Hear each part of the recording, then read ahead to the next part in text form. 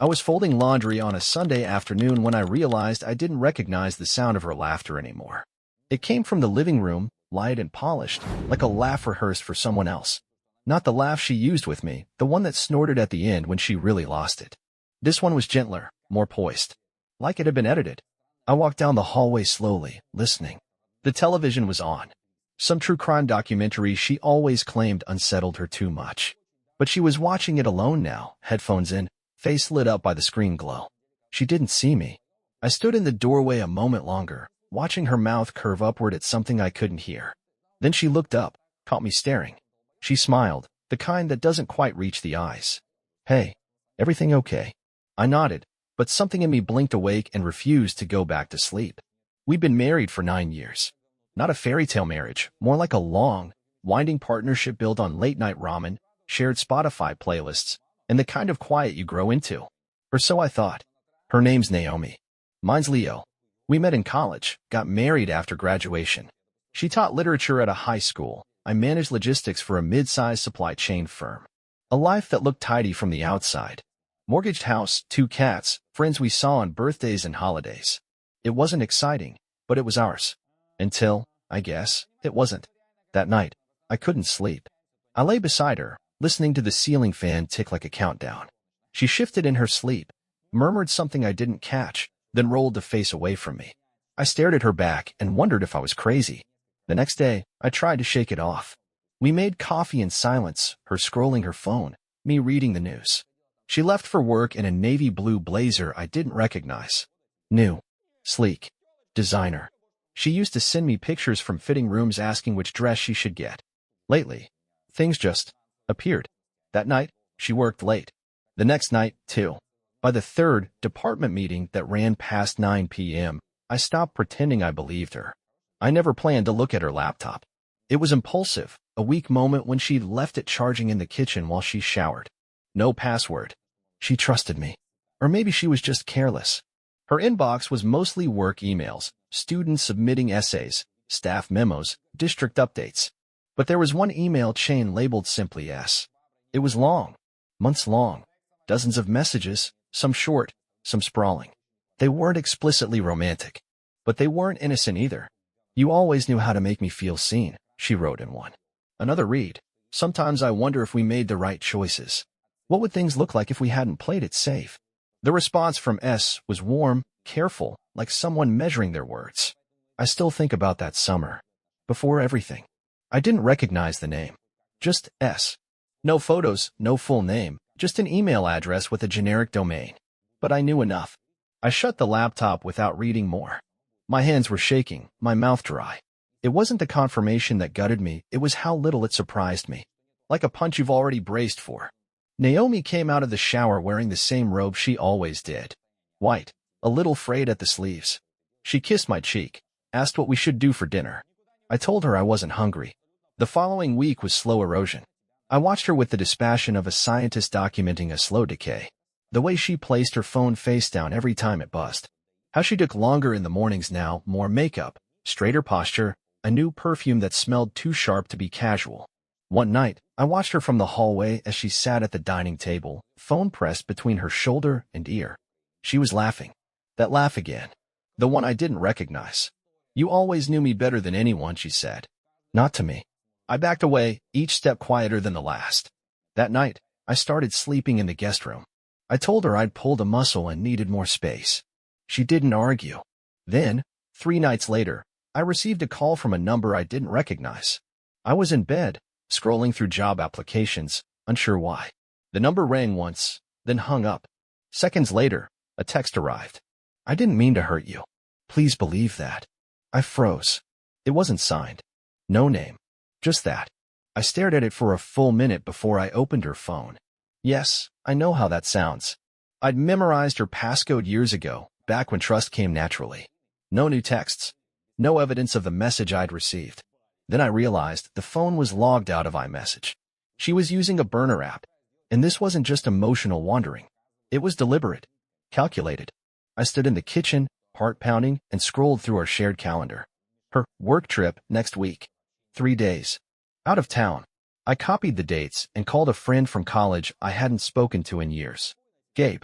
Works in tech now, runs security software for companies with paranoid CEOs. Is this about cheating? He asked after I gave him the vague outline. Yes. He didn't laugh, didn't joke. All right, I'll help, but only because I owe you for freshman year calculus.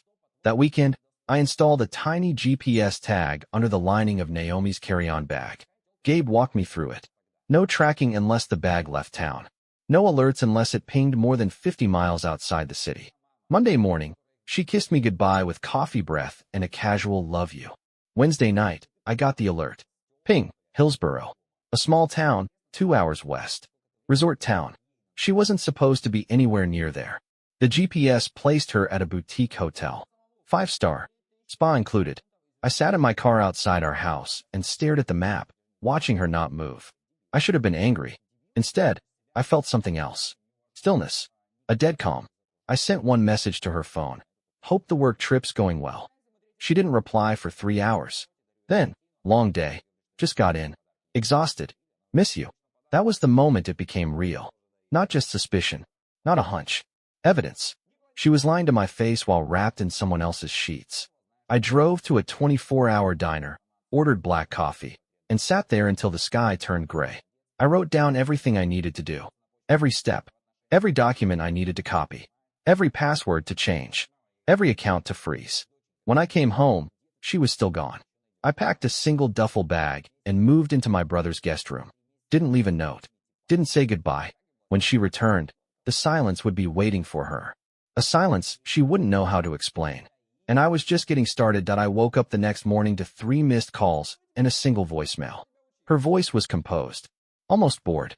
Hey, just got home. Notice some of your stuff is missing? Call me when you get this. That was it. No panic. No suspicion. Just a tone that said she assumed control would snap back to her the moment I responded. She didn't know yet that I wasn't responding anymore. I stayed quiet. Not just to hurt her. This wasn't a game. It was war, and I needed time to dig trenches before she realized a battle had even started. My brother, Evan, let me crash in his basement. It smelled faintly of old gym socks and cedar, but I was grateful. He didn't ask questions, didn't offer advice. Just gave me a key and said, "Beer's in the fridge. You're welcome as long as you need." That night, I started copying files from our joint drives, tax returns, insurance forms, mortgage documents. I backed up everything onto a hard drive and stored it in Evan's gun safe. Naomi never paid attention to the logistics of our life. That was my department, my invisibility cloak. Turns out, it was also my shield. 3 days passed. I kept silent. Each day, her messages grew slightly more frantic. Day 1. Hey, can we talk? I'm worried.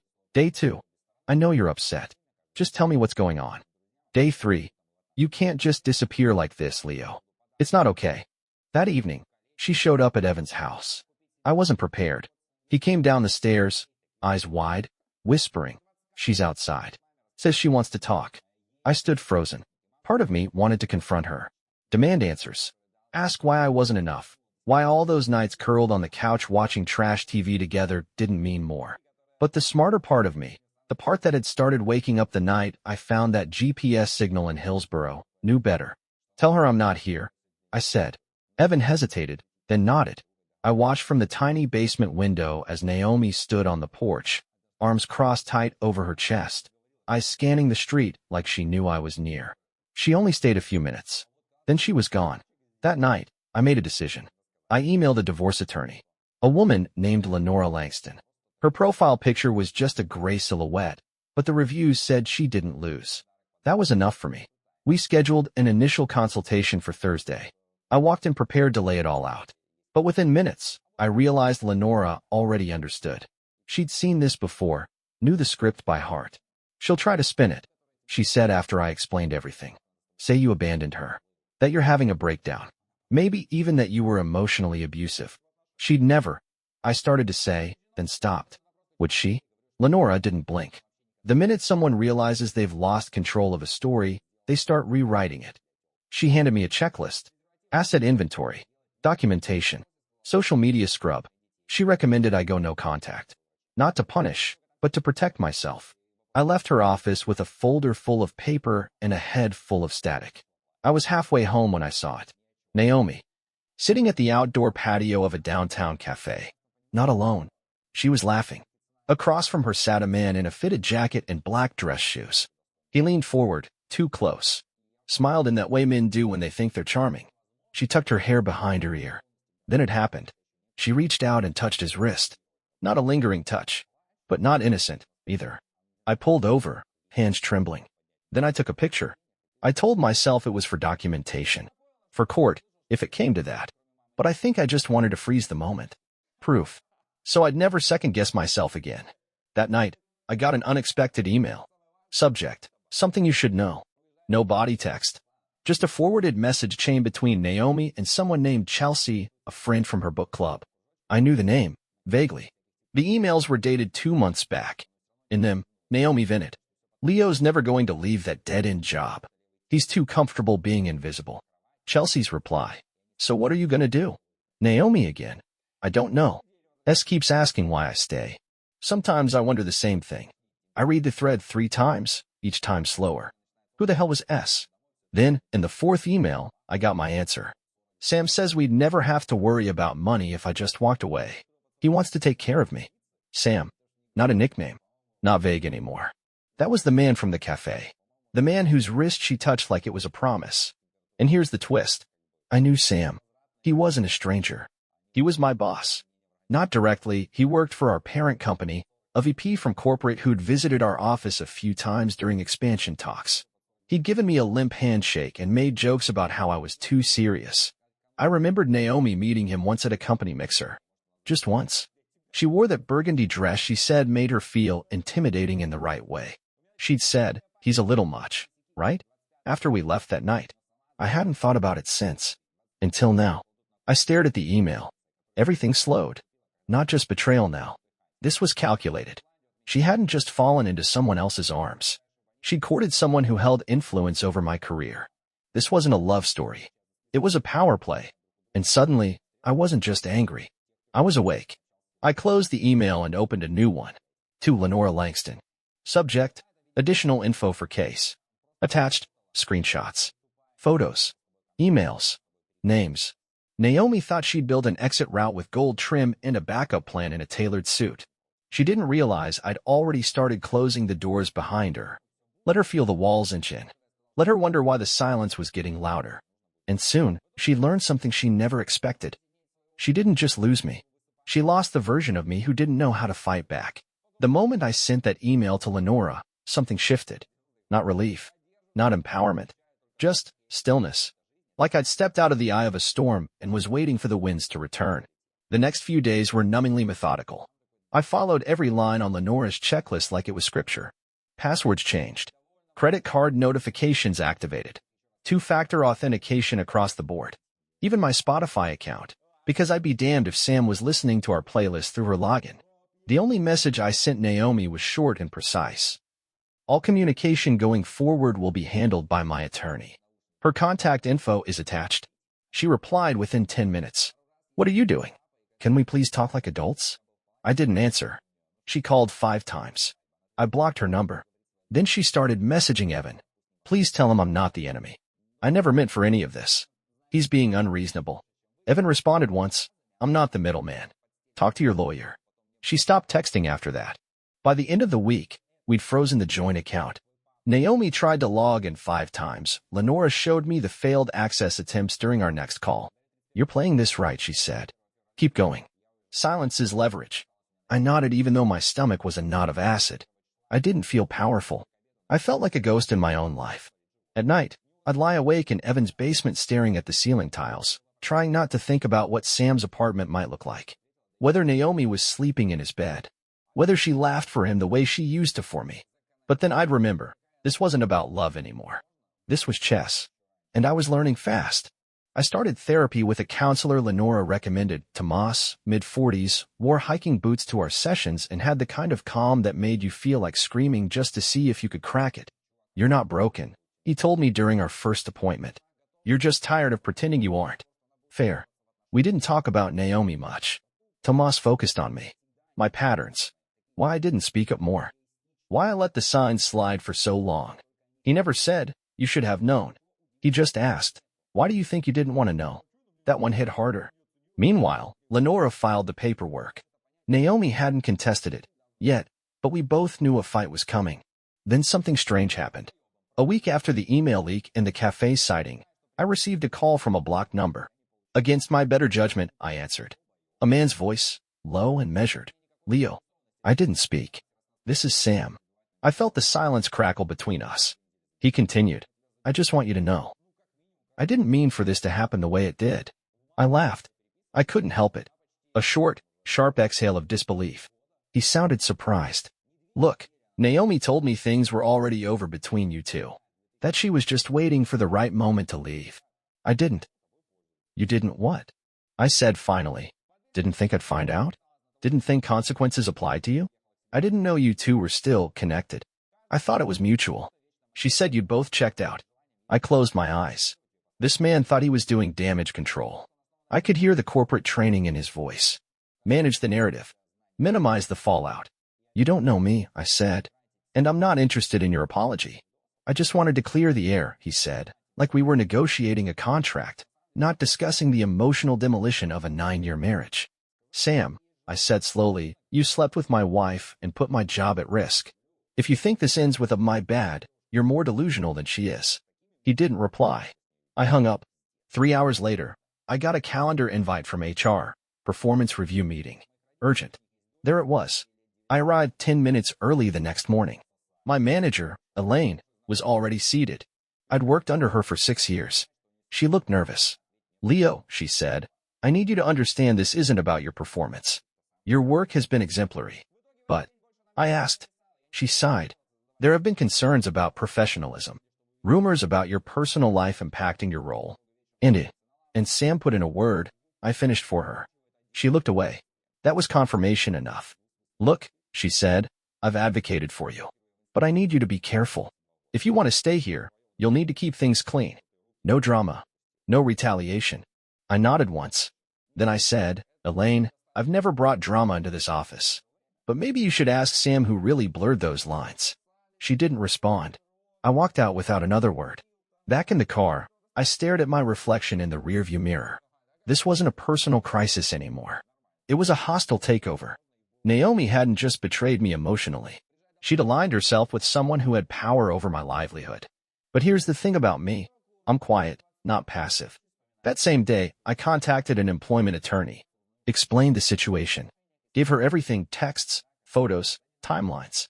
She said, this could absolutely be a retaliation case, depending on how your company handles things from here. Good. I didn't want revenge. I wanted protection. Later that night, Evan came home with takeout and 2 beers. We sat on the back deck, watching the neighborhood kids race their bikes down the hill. You gonna be okay? He asked.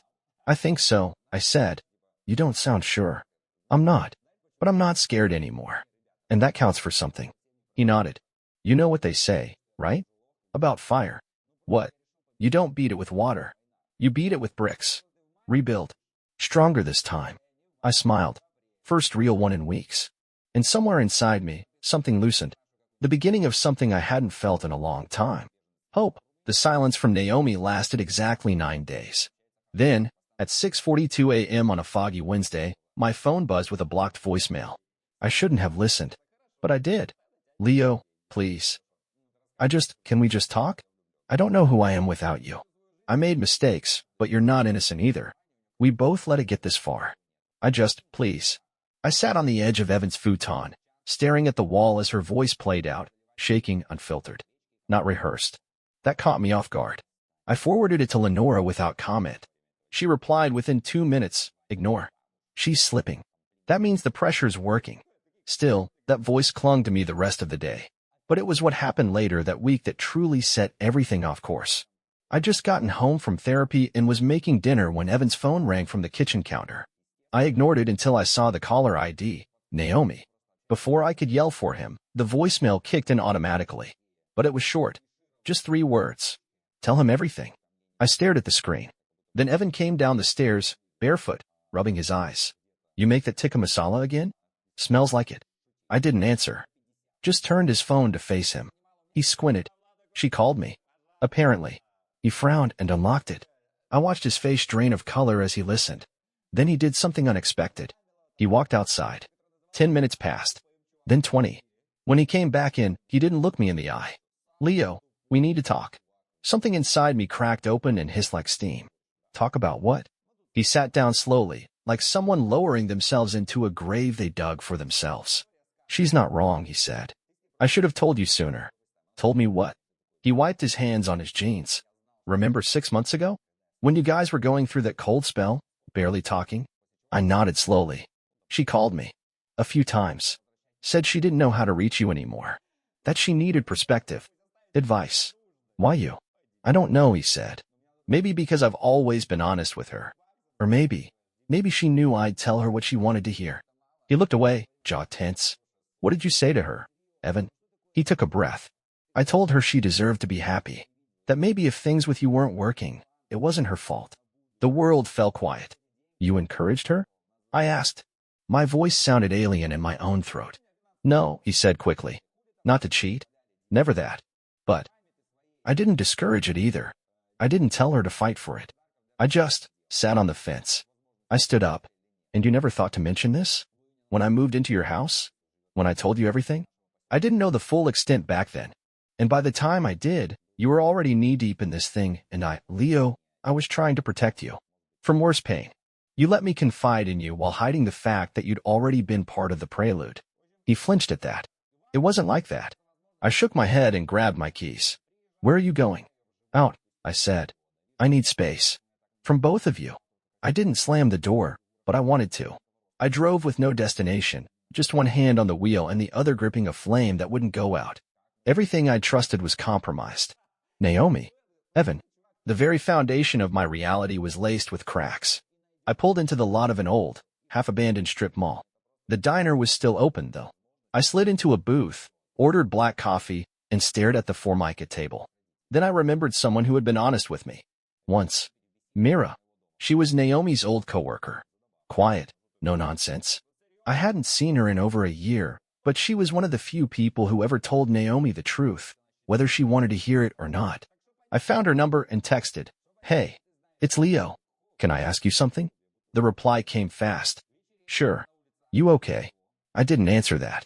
Instead, I typed, Did you know about Sam? The typing bubble blinked, then stopped. A full minute passed. Then, only that they were texting a lot. Naomi lied and said it was for a writing group. Another bubble. I suspected something.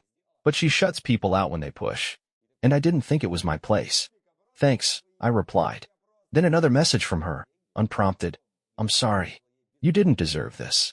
Later that night, as I sat in my car parked behind the diner, watching the stars blink behind power lines, I realized something. I'd spent months trying to unravel Naomi's betrayal, but I'd missed the other rot, people standing quietly on the sidelines, watching it happen. People who didn't stop it, who helped it, whether passively or actively. And maybe that was the deeper betrayal. Not just being cheated on, but being undermined.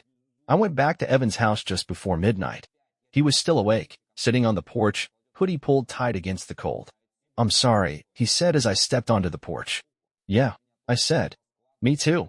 I'll move out in the morning if you want the house. I shook my head. No, I'll leave. I need a reset. This place is haunted now. He didn't argue.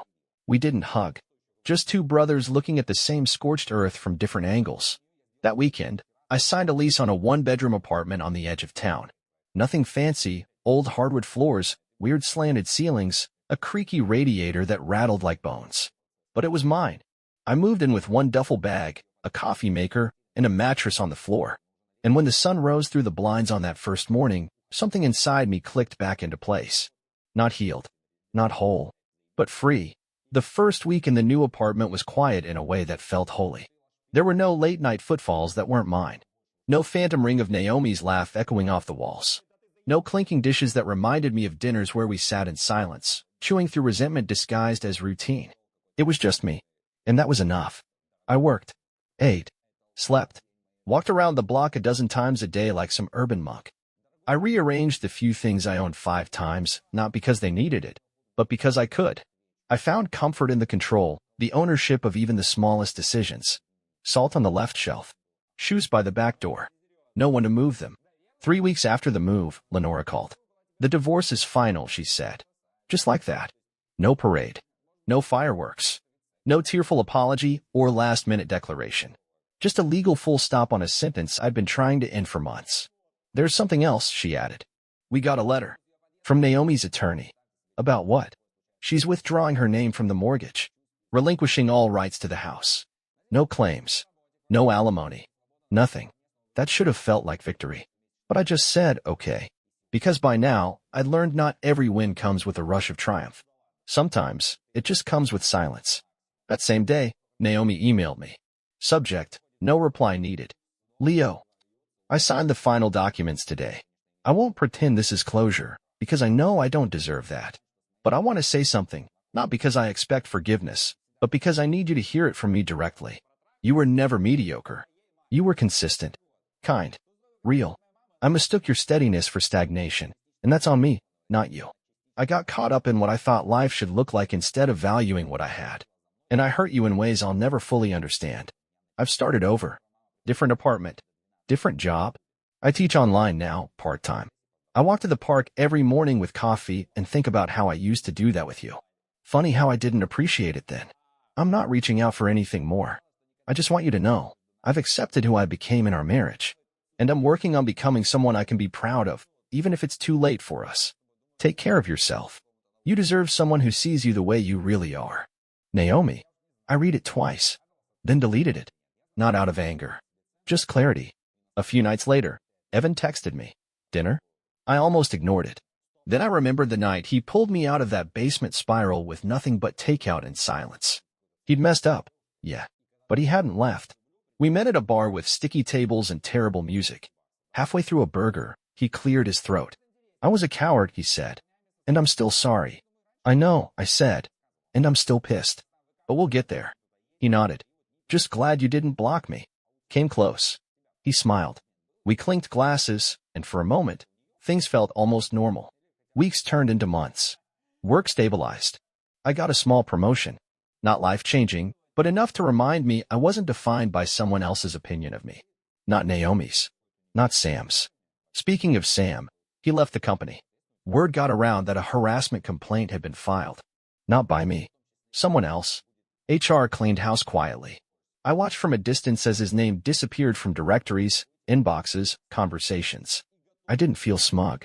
Just satisfied. Sometimes karma doesn't roar. Sometimes it whispers. One crisp October morning, I sat on my apartment balcony with a coffee, watching leaves turn gold. My neighbor, an older woman named Lorraine who always smelled like garden soil and mint, waved at me from below. You're finally smiling, she called up. I hadn't realized I was. Later that day, I got a message from Mira. Back in town. Want to grab a coffee? I didn't overthink it. We met at a quiet place near the river. No expectations. Just two people who'd seen the underside of someone else's mask and lived to tell the tale. We talked about books. About cities we wanted to visit. She asked what I was reading, and I admitted I hadn't touched a novel in months. Start small, she said. Try poetry. It hurts less. We laughed. It wasn't a date. But it wasn't not one either. When we parted, she said, take your time. But don't stay frozen forever. That's not living. That night, I walked past the mirror and caught my reflection mid-thought. Not broken. Not triumphant. Just human. And for the first time in a long time, I didn't look away. It's been almost a year now since the day I overheard my wife on the phone, rewriting the story of our life together like it was an outdated draft. And maybe she thought I'd never hear it. That I'd just go quietly. That I was too average to leave. But I did.